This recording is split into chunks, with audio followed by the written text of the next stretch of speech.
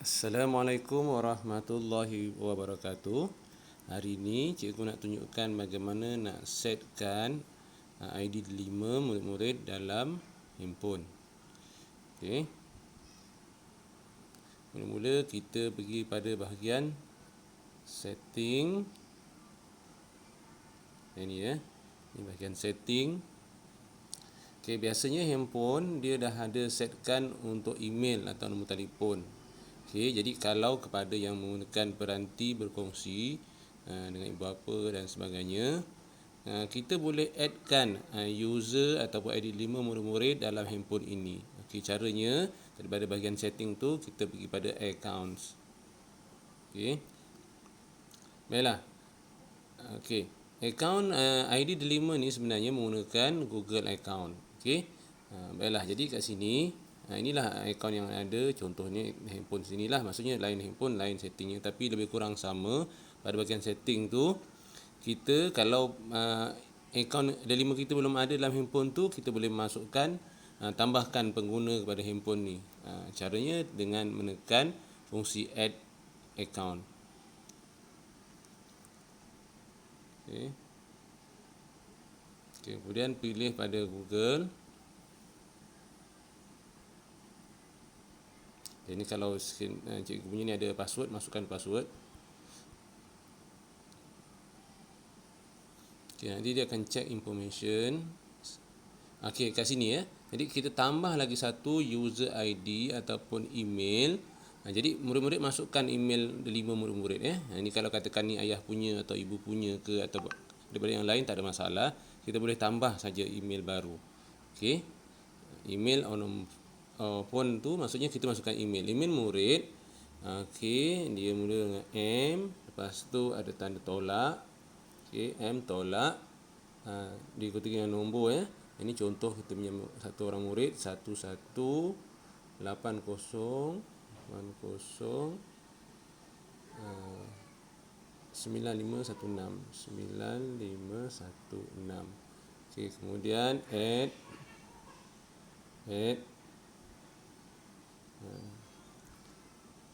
MOE, kemudian tolak DL, kemudian titik edu titik my. Okey, kemudian ini dah masukkan kita punya email atau ID 5, kemudian kita tekan next. Okey, kemudian masukkan password. Jadi murid-murid masukkan password. Kalau terlupa password, dapatkan daripada guru kelas ataupun guru atau pelajaran boleh. Jadi ini saya contoh, ni muridnya passwordnya kita masukkan. Contoh yang ni SKT 1234 Kalau nak tengok balik, tekan show. Okey, ini contoh murid ni, passwordnya ini. Okey, kemudian tekan next.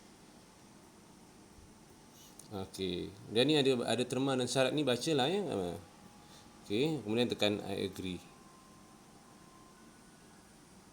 Okey, nanti dia akan masukkan email ni sebagai salah satu pengguna dalam handphone ini.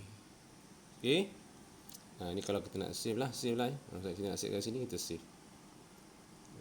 Save. Okey. Jadi kalau kat sini dia dah masuklah dia punya pengguna ni. Dia kat sini. Kita lihat ada tu tadi. Inilah dia pengguna baru. tolak 1180951 MOE DL edu.my. Maksudnya email ni dah masukkan sebagai pengguna ni. Kalau tengok ni handphone cikgu ni ada beberapa pengguna. Dia yang pertama sekolah ni, maksudnya sebenarnya handphone kita ni boleh kita kongsikan dengan beberapa pengguna. Jadi kalau ibu bapa punya peranti atau ibu atau daripada yang lain, tak ada masalah.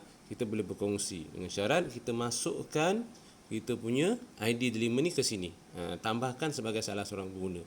Dia macam contoh rumah kita lah. Dalam rumah kita tu ada beberapa orang. Ada ibu, ayah, adik-beradik. Jadi semuanya boleh. Satu rumah tu boleh kongsi.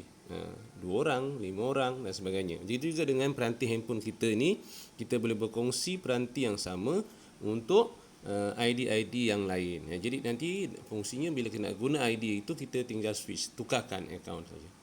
Okey, jadi ini caranya.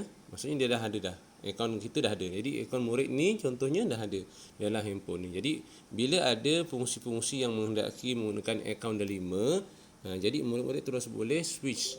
Switch ni maksudnya boleh tukar lah. Jadi kalau nak tengok lagi, kita pergi pada bahagian sini ya, pada fungsi Google ni, dekat handphone masing-masing biasa ada function ataupun apps Google. Kita lihat sini. Okey, ada Google, Gmail, Maps sebagainya. Jadi kalau nak tengok, contohnya kita Google ni. Okey. Ni kalau Google lah, maksudnya browser ni kita gunakan atas nama satu, contoh ni email saya yang mula-mula. Jadi kalau kita nak tukar ke email yang tadi tu, kita tekan pada bahagian profile tu, kita boleh pilih mana. Ni contoh tadi murid yang tadi kita masukkan ni, contoh saya pinjam Adam Dani punya.